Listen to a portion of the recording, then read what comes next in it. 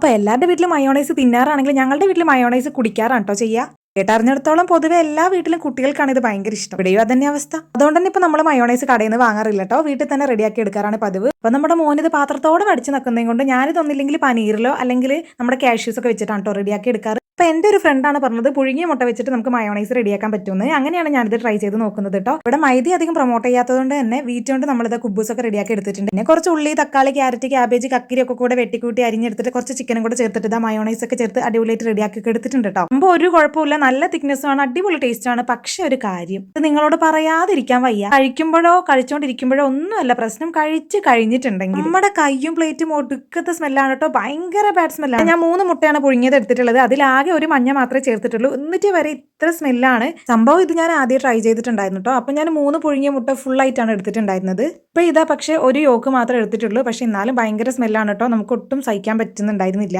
സംഭവം. പക്ഷെ നല്ല ടേസ്റ്റുമാണ്, നല്ല ക്രീമിയൊക്കെ ആയിട്ട് നമുക്ക് കിട്ടും. പക്ഷെ എന്നെപ്പോലെ ആ സ്മെല്ല് ഇഷ്ടപ്പെടാത്തവർക്കാണെങ്കിൽ എഗ് വൈറ്റ് മാത്രമായിട്ട് വെച്ച് ട്രൈ ചെയ്ത് നോക്കുന്നതായിരിക്കും നല്ലതേ. ഇതുവരെ ട്രൈ ചെയ്ത് നോക്കാത്തവർ ട്രൈ ചെയ്ത് നോക്കിയിട്ട് അഭിപ്രായം പറയൂ കേട്ടോ.